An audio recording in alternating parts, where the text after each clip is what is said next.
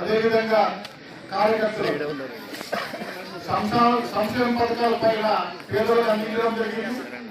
అదేవిధంగా కార్యకర్తలకు పదవులు హోదాలు అన్ని రకాలుగా వైఎస్ఆర్ పార్టీకి సంబంధించిన వారికి ఇవ్వడం జరిగింది. మనం ఆయనకి కృతజ్ఞతలు చెప్పుకోవాల్సిన అవసరం ఎంతైనా ఉందని కూడా ఈ సంపూర్ణంగా తెలియజేసుకుంటున్నాం. అదే పెద్దవాళ్ళు చెప్తుంటారు, నమస్కారానికి ప్రతి నమస్కారం. ఆయన ప్రజలకైతేమి కార్యకర్తలకైతేమి నాయకులకైతేమి పదవించడాక మనకి ఇది ఒక మంచి అవకాశం. మీరు సిద్ధంగా ఉన్నారని ఒక కార్యక్రమాన్ని ఏర్పాటు చేయడం జరిగింది.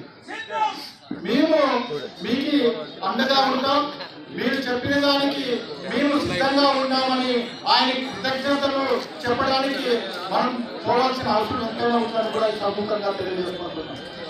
అందువల్లే ఈ సభ ముఖ్యంగా పెట్టడం కూడా జరిగింది.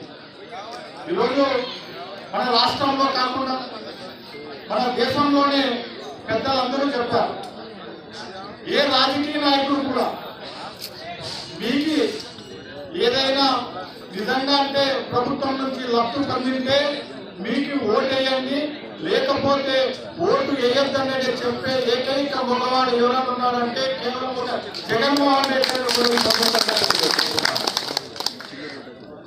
ఏ నాయకుడు అడగలేదు ఇంతవరకైనా. కొన్ని చరిత్రల నుంచి చూసింటారు, నాకంటే పెద్దవాళ్ళు ముందుంటారు. వాళ్ళు కాంగ్రెస్ ప్రభుత్వంలో అయితే మిగతా ప్రభుత్వాల్లో కూడా మిగతా పార్టీలో కూడా ఎన్నో విధంగా ఎన్నో ఏళ్ళుగా మీరు చూసింటారు. ఇలాంటి ఓటు మీకు ఏదైనా లబ్ధి పొందింటే ఏంటి లేకపోతే లేదని చెప్పిన నాయకుడు జగన్మోహన్ రెడ్డి అని కూడా తెలియజేసుకుంటున్నాం. అంటే ఇంత ధైర్యంగా చెప్తా ఉన్నాడంటే ఏదైనా చేసింటేనే కదా చెప్పేది. ఆ ఉద్దేశంతో మనం కూడా గ్రామాల్లోకి వెళ్దాం. గ్రామాల్లోకి వెళ్ళి మనం కులం పక్కన పెట్టండి, పార్టీలు పక్కన పెట్టండి, మనం ఒక జగన్ సైనికుడుగా మనం వాళ్ళ ఇంటి దగ్గరికి వెళ్ళి ఓటు అడిగే హక్కు కూడా అందరికి ఉందని కూడా మీకు తెలియజేసుకుంటున్నాం. ఎందుకంటే అంత పెద్ద ఎత్తున ఒక రాష్ట్రాన్ని నడిపే నాయకుడే మీకు ఏదైనా న్యాయం జరిగితే నాకు ఓటు అయినప్పుడు మనం కూడా ఆ విధంగా గ్రామాల్లో పోయేది తప్పు కాదని కూడా తెలియజేసుకుంటున్నాం. అందువలన మీకు ఈ 10వ తారీఖు నాడు మన అనంతపురంలో సీఎం గారు కృతజ్ఞత సభ పెడతా ఉన్నాడు. సిద్ధంగానే ఉండే ఒక టైటిల్ గా ఏర్పాటు చేసే ఆ సభకు మనమంతా తల్లి వెళ్లాల్సిన అవసరం ఎంతైనా ఉంది కూడా తెలియజేసుకుంటూ ప్రతి గ్రామం నుంచి ప్రతి వార్డు నుంచి ఏదో విధంగా రానప్పుడు మీకు కావాల్సిన వెహికల్స్ అందజేయలేకపోయినా కూడా సొంత వెహికల్ పెట్టి కూడా తల్లి రావాలని కూడా సముఖంగా తెలియజేసుకుంటున్నాం. అదేవిధంగా లాస్ట్ లో 2 బుక్కులు చెప్పి మీకు సెలవు తీసుకుంటున్నాం. ఎందుకంటే చాలా పెద్దలందరూ మీకు అన్ని విషయాలు తెలియజేశారు. కేవలం నేను రంగయ్య గురించే మాట్లాడతాను.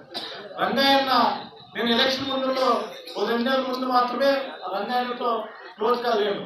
2 నెలల తర్వాత అన్నతో అడుగులో అడుగు వేసి నడిచిన వ్యక్తి కళ్యాణ్ నుంచి నేను ఒక్కడే కూడా తెలియజేసుకుంటాను. ఎందుకంటే ఆయన భావాలు మన అందరికీ నచ్చుతాయి.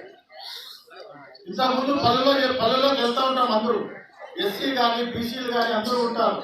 వాళ్ళు ఏమని పిలుస్తామంటే వాళ్ళు ఎస్సీలు మనకు చిన్నప్పుడు మనం మామాని పేరుతో పిలుస్తుంటాం.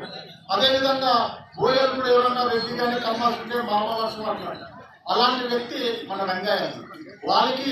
ఆయనకి ఎక్కడైనా అభివృద్ధి చేస్తే ఒక అమృతం దొరికినట్టు, లేదా మనం ఎక్కడైనా పోతే మనకు ఒక కట్ట 100 కట్టలు దొరికితే ఇట్లా జోలో పెట్ట ఒక అవకాశం ఉంటుంది.